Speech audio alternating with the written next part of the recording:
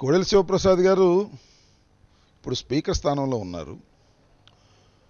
సుదీర్ఘకాలం నుంచి రాజకీయాల్లో ఉన్నటువంటి వ్యక్తి. ముఖ్యంగా వంగవీటి మోహన్ రంగా గారు హత్య జరిగినప్పుడు ఈ రాష్ట్ర హోంమంత్రిగా ఉన్నారు. బహుశా కోడెల శివప్రసాద్ గారు మర్చిపోయారేమో, కానీ ఆ రోజున రాజకీయాలను గమనిస్తున్న వారు ఎవరూ మర్చిపోలేదు. వంగవీటి మోహన్ రంగారావు గారి హత్య ప్రభుత్వ కుట్ర ఫలితంగా జరిగిన హత్య.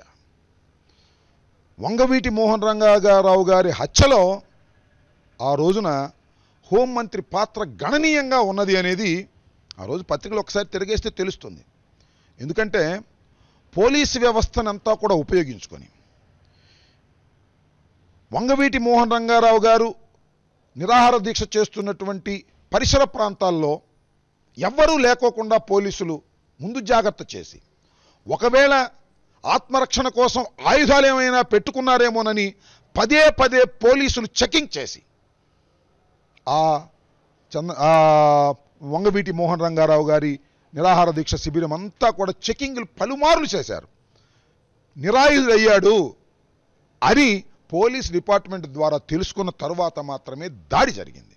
ఆ దాడిలో వంగవీటి మోహన్ రంగారావు గారు హతుడయ్యాడు. ఈ కుట్రంతా కోడెల శివప్రసాద్ గారి నాయకత్వంలో జరిగింది అనేది అందరికీ తెలిసినటువంటి సత్యం. ఆయన కేసులో ముద్దాయిగా పెట్టకపోవచ్చు. ఆ రోజున దీని ఫలితంగానే ఆ జరిగిన తరువాత ఉద్రేకంగా జరిగినటువంటి సంఘటనల ఫలితంగా అనివార్యంగా కోడెల శివప్రసాద్ గారు రాజీనామా చేయవలసిన పరిస్థితులు ఏర్పడే రాజీనామా చేశారు. ఆయన తొలగించిన తర్వాత కళా వెంకట్రావు గారిని కాపు సామాజిక వర్గపు వ్యక్తి అనే ఉద్దేశంతో ఆ రోజున కోడెల శివప్రసాద్ గారిని తీసేసి ఈయన్ని ఇప్పుడున్నటువంటి కళా వెంకట్రావు గారిని హోంమంత్రిగా వేశారు. నేనేమంటానంటే దీనికి ఉలిక్కిపడిపోతున్నాడు కోడెల శివప్రసాద్ గారు. అసలు కోడెల శివప్రసాద్ గారి రాజకీయ జీవితం అంతా కూడా క్రిమినల్ యాక్టివిటీసే.